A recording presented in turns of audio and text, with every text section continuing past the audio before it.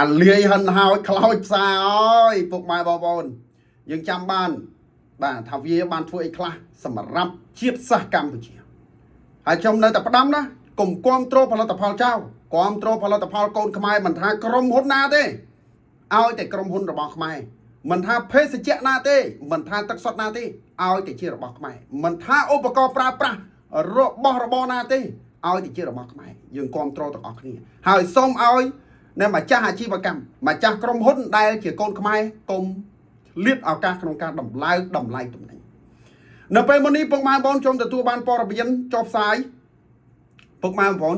តាក់ទងទៅនឹងឧទ្ធម្ភាគចក្រប្រយុទ្ធរបស់ថៃមួយគ្រឿងបានធ្លាក់ឆេះខ្ទេចបាទ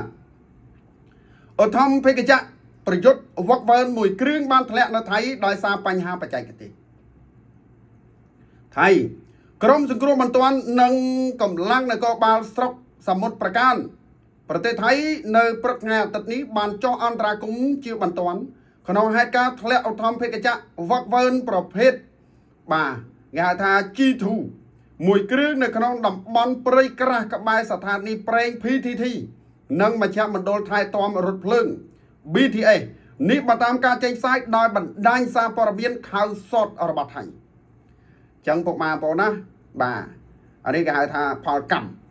តាមការបញ្ជាក់ពីអាជ្ញាធរមូលដ្ឋានឧទ្ធម្ភាគចក្រឯកជននេះបានហោះចេញពីមូលដ្ឋាននៅវេលាម៉ោង 8:30 នាទីព្រឹកក្នុងគោលបំណងឆ្ពោះទៅកាន់ខេត្តឈុនបុរីប្រទេសថៃប៉ុន្តែបន្ទាប់ពីហោះឡើងបានកម្ពស់ប្រហែល10ម៉ែត្រយន្តហោះស្រាប់តែជួបបញ្ហាបច្ចេកទេសខ្វះថាមពលម៉ាស៊ីនដែលបង្ខំឲ្យអ្នកបើកបរព្យាយាមចុះចតជាបន្ទាន់អាជ្ញាធរថៃបានគូបញ្ជាក់ថាក្នុងអំឡុងពេលចុះចតស្លាបបាចាក់យន្តហោះបានបោកទង្គិចជាមួយស្មៅបាទខ្ពស់បង្កឲ្យមានអគ្គិភ័យឆាបឆេះយ៉ាងខ្លាំងជុំវិញផ្នែកម៉ាស៊ីនប៉ុន្តែសំណាងល្អអ្នកបើកបរនិងជាងជួសជុលម្នាក់ទៀតបានភៀសខ្លួនចេញពីយន្តហោះតាន់ពេលវេលាដែលរងរបួសស្រាលតែប៉ុណ្ណោះគិតមកទល់នៅពេលនេះមន្ត្រីកសលវិច័យកំពុងធ្វើការពិនិត្យកន្លែងកើតហេតុយ៉ាងលម្អិតខណៈដែលតំបន់នោះត្រូវបានបិទខ្ទប់ដើម្បីប្រមូលភស្តុតាងបន្ថែមបើតាមការស៊ើបអង្កេតបាក់ធំយន្តហោះនេះបាទឧទ្ធម្ភាគចក្រនេះមានឯកសារហោះហើរត្រឹមត្រូវនិងស្ថិតក្នុងស្ថានភាពបាទបច្ចេកទេសល្អមុនពេលជួបគ្រោះថ្នាក់ដ៏គួរឲ្យភ្ញាក់ផ្អើលចាំពុកម៉ែបងប្អូននេះគឺជាឧទ្ធម្ភាគចក្រវឹកវើនៅប្រទេសថៃឥឡូវវាឆៃខ្ទេចទៅហើយនៅសមុទ្រប្រការណានៅសមុទ្រប្រការខ្វះអីពុកម៉ែបងប្អូននៅអាយន្តហោះ S16 អា Gripen បាទរបស់ស៊ុយអែតហ្នឹងឥឡូវស្ដេចថៃរត់ទៅស៊ុយអែតទៀតហើយ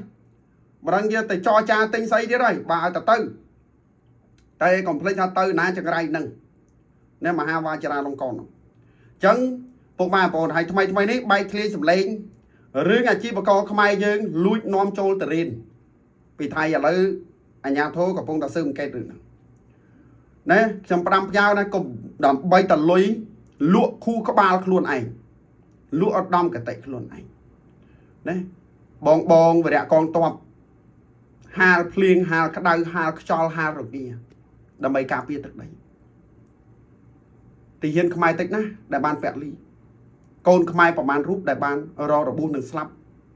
នៅពេលដែលថៃឈ្លានពានខ្មែរនោះណាពុកម៉ែបងប្អូនណាត្រូវចងចាំជានិច្ចថាថៃជាអ្នកសម្លាប់ខ្មែរនិងចង់បានដីខ្មែរត្រូវចាំគ្រប់អតីតកាលដែលគេធ្វើបាបយើងត្រូវចាំណាកុំភ្លេចមានតែយើងខ្លាំងតែប៉ុណ្ណោះទើបអាចឈរជើងបាននេះគឺជាការពិតណាពុកម៉ែបងប្អូនណាអញ្ចឹងកូនខ្មែរចំនួនក្រោយត្រូវតែប្រឹងប្រែងខ្លាយទៅជាតំពាំងដែលល្អខ្លាយទៅជាយុវជនដែលមានសក្តានុពលដើម្បីជួយជាតិជាចុងក្រោយសូមជម្រាបលា